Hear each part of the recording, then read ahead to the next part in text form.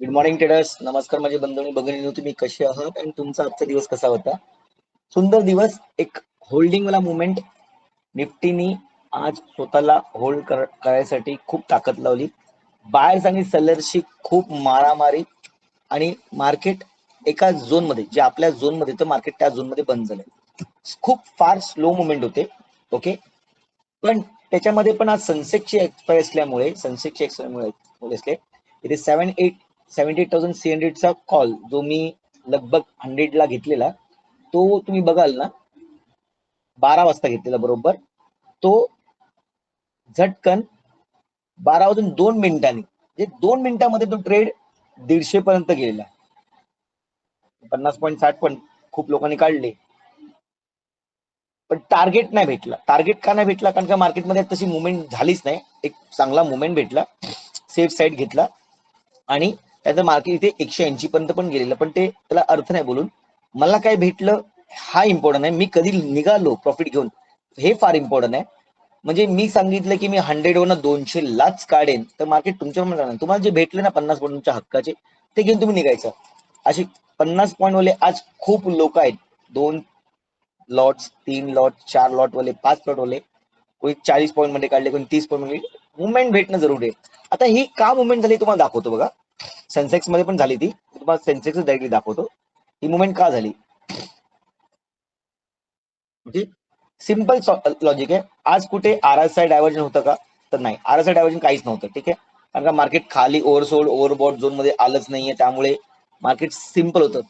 ना कुठला candle pattern, ना कुठला चार्ट पॅटर्न होता. हा, पण कॅन्डल पॅटर्न आणि चार्ट पॅटर्न जर नव्हता तर ट्रेडिंग कसं? बघा, कॅन्डल आणि चार्ट, मी हर वेळेला सांगतो, आमचे गुरु बोलायचे की talk to candles, candles will talk to you. म्हणजे तुम्ही कॅन्डलची संवाद जेव्हा चालू कराल ना, तेव्हाच तुम्हाला एक चांगला गोष्टीचा अनुभव होईल. कसा येईल बघा. सायकोलॉजी काय होत होती की 13 तारखेला आज मार्केट गॅपअप झालं, रेड कॅन्डल खाली आलं, आणि कालच्या झोन मध्ये, हा जो झोन होता ना कालचा, म्हणजे हा झोन बघा, या झोन मध्ये मार्केट परत आलेलं. आता इकडनं मार्केट जर याचा हाय तोडतोय किंवा याचा लो तोडतोय, तेव्हा मी काय करेन, पण गॅप होती मोठी. ओके, म्हणजे 78,000 तर डायरेक्टली 70,500च्या खाली, म्हणजे 500 पॉईंटची जी गॅप होती ती मार्केटने भरली नाही. तुम्ही जर अजून बघाल गोष्टी ना, तर मार्केटनी त्याच रेंजमध्ये क्लोजिंग दिलेली आहे टोटली. पण नंतर मी असा विचार केला, माझा लाईव्ह चालू होतं तेव्हा पण मी सांगितलं की इथं एक वरचा मुवमेंट येईल. मी सारखं सांगत होतो आज मी वरच्या साईडलाच खेळ, खालच्या साईडला खेळणार नाही, कारण का बाहेर स्ट्रॉंग दिसत आहेत मला आणि एक मुवमेंट तुम्हाला भेटेल. आणि भेटला का? सायकोलॉजी बघा, एकदा, दोनदा. ठीक आहे, त्यानंतर मी असा विचार केला की इथे प्राइस ऍक्शन बनते. जर मार्केट एकदा डाऊन ना, तिथे एक ट्रेंड असा भेटेल किंवा डे हाय किंवा ह्या हाय पर्यंत जाईल, आणि हाच तो मुवमेंट होता. इकडनं बरोबर एंट्री केली, तुम्ही बघाल ना ते पॉईंट्स मला भेटले. हा बघा, हा पॉईंट, सॉरी 12चे पॉईंट आहे. 2 कॅन्डल्स, 2च कॅन्डल मध्ये गेम झाला, आणि त्यानंतर मार्केट परत खाली. आता मार्केट काय प्राइस ऍक्शन करते, म्हणजे प्राइस ऍक्शन करते म्हणजे काय, खरंच प्राइस ऍक्शन आहे. इथे higher low, higher low, higher low झाला.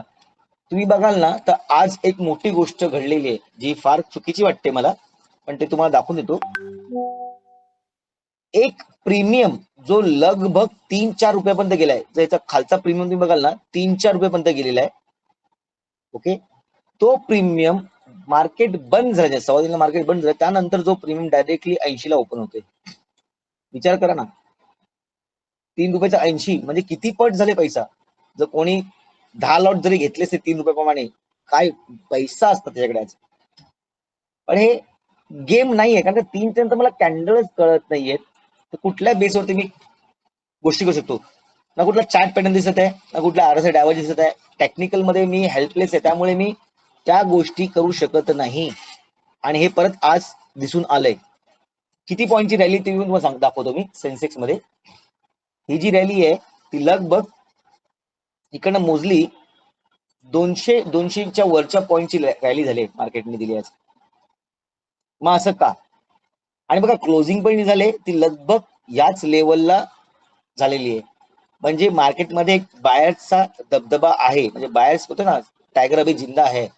त्यामुळे ही गोष्ट खूप आपल्याला बरी वाटते, आणि ही खूप चांगली गोष्ट आहे की मार्केट पुरा तुटलं नाहीये. ठीक आहे, दुसरी गोष्ट, निफ्टीच्या 15 मिनिटाच्या चार्ट जर बघितलं ना मी, तर काही लेवल तुम्हाला जे आपण पहिला लावलेले आहेत त्या लेवल इथे पण तुम्हाला दिसून येतील बघा.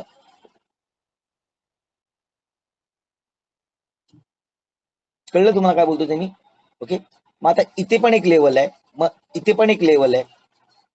या आपण आता एक्सटेंड केलं, तुम्ही समोर एक्सटेंड करतो कारण पहिल्याच्या माझ्या लेवल्स लावून दिलेत मी, तर मार्केट बरोबर चाललंय. म्हणजे लेवल्स माझ्या बरोबर आहेत, पण लेवल्स वरती जर मार्केट काम करत असेल तर मी माझ्या लेवल्स या सेटअपच्या विरुद्ध कसं काम करू?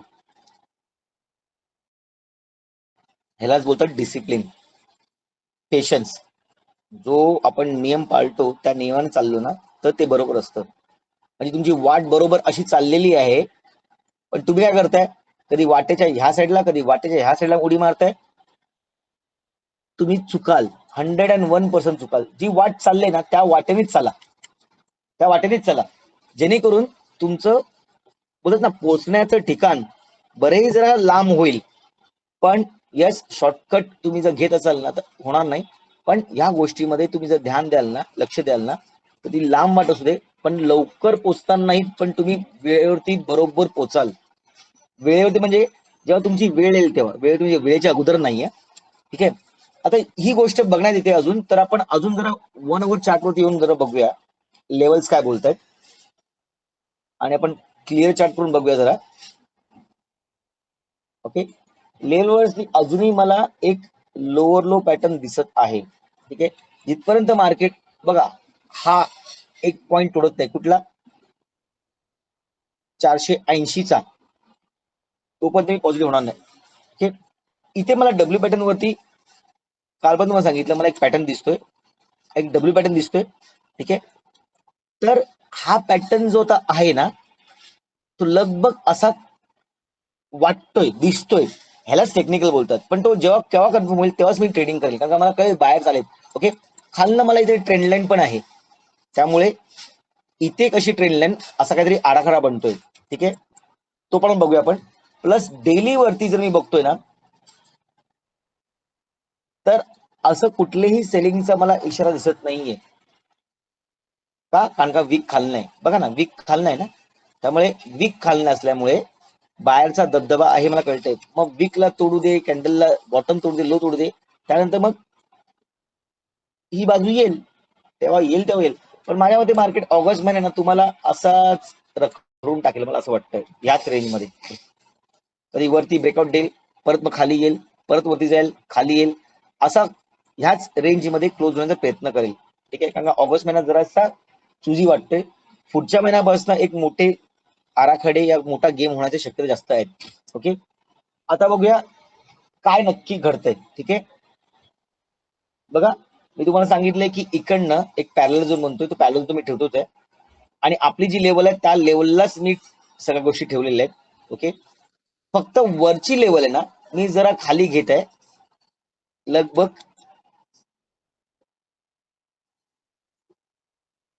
इथे, कारण उद्या शुक्रवार आहे, इथे घेतोय ही लेवल.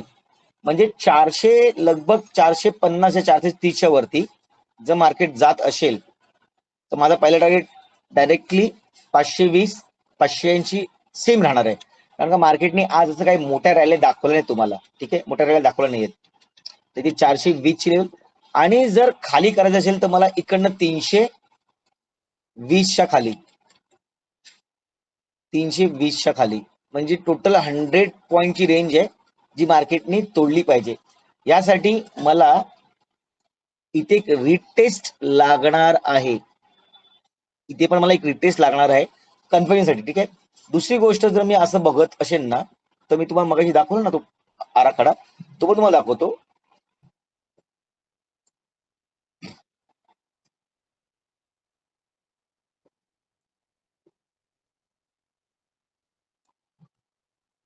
जो आपण एक तास बघत होतो, हा बघा, ही जरा डार्क लाईन नव्हतो मी अशी, ही ह्याला जरासं गुलाबी कलर देतो. ठीक आहे. आणि इकडेच अजून एक गोष्ट तुम्हाला दिसली, ही बघा, ही वाली.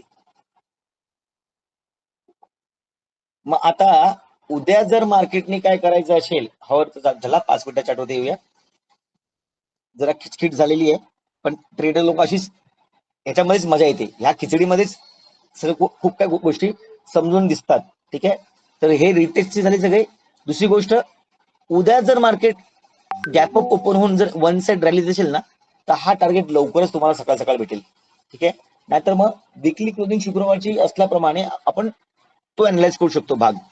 पण गोष्ट अशी आहे की मला किती आता मार्केट समजायला लागलंय हा विषय. माझ्या 8व्या बॅचचे स्टुडंट लाईव्ह चालले असल्यामुळे काय काय गोष्टी त्यांना खूप कळायला लागल्यात, ते प्रेडिक्ट करायला लागलेत आणि ते तयार आहेत. पुढच्या हप्त्यापासून आम्ही लाईव्ह ट्रेडिंग वरती येऊन त्यांच्यावर आपण ट्रेडिंग करणार आहोत. कुठे घ्यायचं, कसं घ्यायचं, काय काढायचं, हे प्रशिक्षण आपण देणार आहोत, जेणेकरून त्यांना जी 6 महिने त्यांनी मेहनत केलेली आहे ती कुठे ना कुठेतरी त्यांना फळ भेटायला चालू होणार आहे. आणि खरी त्यांची मेहनत आहे. मी फक्त एक मार्गदर्शक आहे, एक मेंटोर आहे, टीचर आहे, ज्यांनी मार्ग दाखवला, पण चालण्याचं सामर्थ्य त्यांनीच दाखवलंय. किती अडचणी आल्या, किती होमवर्क केले, रात्री रात्री बसून काम करतायत, दुपारी 2-3 तास ऑफिस सांभाळून पण आपलं लाईव्ह करतायत, रात्री परत येऊन 10-11 वाजता 12-12:30 पर्यंत. कालचं माझं परवाचं लेक्चर माझं लगभग 11:45 बंद झालं, म्हणजे 1:10 चालू झालेलं, ते 11:45 म्हणजे 1.25-2 तास माणसं बसलेली. त्यानंतर ती लोक जेवणार, झोपणार, सगळं करणार, पण सगळं ऑफिसला जाणार. मग सगळ्यांसाठी मेहनत ती आहेच ना. कळलं का? तर हे जी मेहनत तुम्ही करताय या ती करतायत, ती आज ना उद्या फळ देईल. कधी कधी लोकांना लवकर भेटतं, कधी कधी फळ नंतर भेटतं. प्रॉब्लेम असतो. ते बोलतात ना, आमच्या आंब्याला आंबा कधी कधी लवकर लागतो, कधी कधी लेट लागतो. पण हा, सगळ्या झाडांना आंबा लागतो. पण तुमचा आंबा कधी पिकेल हे तुमच्या टाइम वरती डिपेंड आहे. आणि ती वेळ येऊ द्या, तो टाइम येऊ द्या. त्या टाइमा अगोदर तुम्हाला काय भेटणार नाही. तुम्ही किती वर्ण खाली पडलात, किती ट्रेड घेतलात, तरी काय फायदा नाही. म्हणून शिका, समजा, थांबा आणि त्यानंतर काहीतरी गोष्टी करा. ठीक आहे, लेवल्स आपल्याला लागलेले आहेत, गोष्टी खूप क्लिअर सांगितलेल्या आहेत, स्ट्रँगल पण लागलेला आहे. ओआय रेशो आणि पीसी रेशो हा बघण्यासारखा आहे. मार्केट असं कुठल्याही गोष्टी करत नाहीये, या इंडिकेट करत नाहीये की मी वरती जाणार आहे, खाली जाणार आहे. हा, पण मला असं वाटतं की मार्केटची एक वरची मुवमेंट लगभग दिली पाहिजे मार्केटने. ती या उद्या किंवा येणाऱ्या हप्त्यात आपल्याला बघायला भेटू शकते. ठीक आहे, तर उद्या दिवस तुमचा ग्रीन मध्ये क्लोजिंग होईल ही अपेक्षा करत हा व्हिडिओ थांबवत आहे. तुम्हाला काही गोष्टी समजल्या असतील, आवडल्या असतील, तर नक्कीच लाईक करा, कमेंट करा, शेअर करा. हसत राहा, बी पॉझिटिव्ह. मला ऐकण्यासाठी धन्यवाद. Good night. जय हिंद, जय महाराष्ट्र.